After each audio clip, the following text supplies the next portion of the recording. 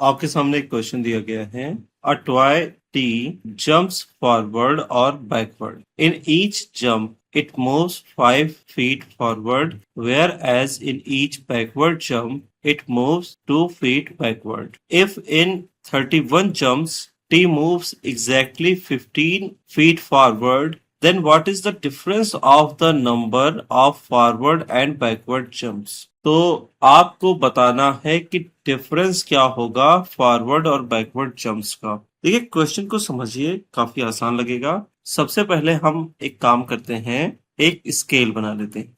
इसमें हम बीचों बीच में टी को रखते हैं। ये 0 है, यहाँ पर टी है। अगर ये बैक की तरफ जाएगा, ठीक है, तो ये कितनी बार जाएगा? 31 टाइम्स ये जंप करेगा। हर जंप में ये 2 फीट बैक जाएगा, जिससे 62 पॉइंट्स या 62 फीट तक ये बैक जा सकता है। तो मैक्सिमम बैक क्या है? 62। हम इसको माइनस कर देंगे। हम स्केल पे हैं, इसलिए 0 के लेफ्ट हैंड पे सभी कुछ माइनस और राइट हैंड पे पॉजिटिव यानी कि प्लस। अब हम फॉरवर्ड की तरफ जाएंगे। यहाँ हमें क्या मिलेगा? जंप्स हमारे पास 31 है। हर जंप में हम 5 फीट आगे जाते हैं। टोटल हमें कितना मिलेगा? 155। ओके, तो यहाँ पर आप देख सकते हैं कि मैक्सिमम डिस्टेंस जो कवर होगी वो क्या होगी? 155 फीट की। अब अगर हम -62 से 155 तक की जोड़े तो टोटल डिस्टेंस क्या बनती है? इसका क्या यूज होगा मैं भी आपको बताता हूँ। 155 प्लस 62 इज इक्वल टू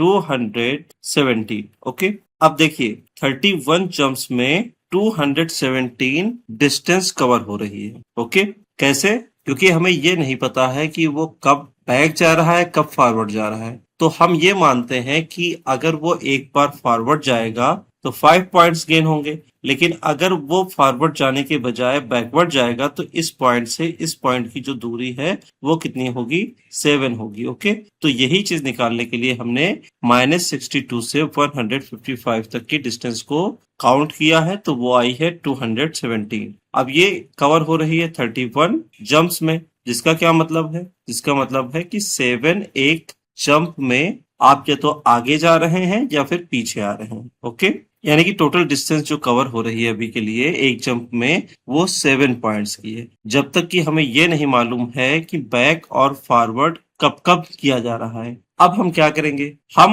155 है, यहाँ पे हमने क्या देखा कि जो ये जंप्स हैं ये करके वो 15 फीट पे पहुंचता है, तो 0 से हम 15 फीट पे आते हैं। ठीक है, तो अब ये क्लियर है कि वो एक बार फॉरवर्ड है, फिर बैकवर्ड है, फिर फॉरवर्ड, फिर बैकवर्ड, ऐसे करते करते ये जंप कर रहा है। तो ये आता है आपका 15 पे, आकर के रुक जाता है 31 जंप्स में। तो इसका मतलब ये है कि 155 से 15 आप अगर घटाएंगे तो कितना आपको लॉस हुआ है ये बात मालूम पड़ जाएगी। 155 से आपने 15 घटाया, आपको मिला 140। ये क्या है? ये वो अमाउंट है जब इस टॉय ने बैकवर्ड जंप किया। ठीक है, तो उससे कवर हुआ है ये डिस्टेंस। अब एक जंप में हम देख रहे हैं 7 का डिफरेंस निकल रहा है। ओके, एक में 7 का डिफरेंस निकल रहा है, तो 140 के लिए हमें 20 जंप्स करनी होंगी। ओके, 20 जंप्स करनी होंगी, अभी हम इसको काटेंगे तो हमें 20 मिलेगा। ठीक है, तो 20 जंप्स बैकवर्ड हैं, ये होगी 20 जंप्स आपकी बैक में।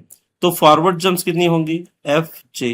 ठीक है, फॉरवर्ड जंप्स। तो 31 जंप्स में से अगर आप 20 निकालेंगे तो आपको कितना मिलेगा?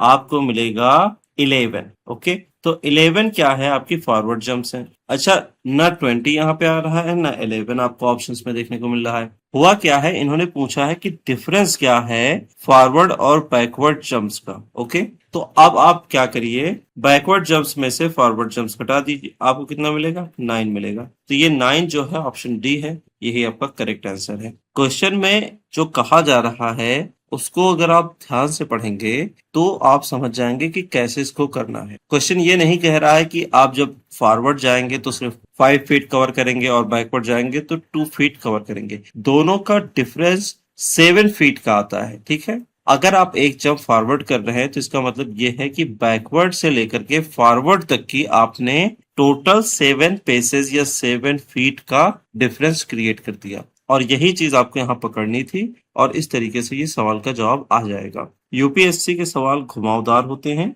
टफ नहीं होते हैं।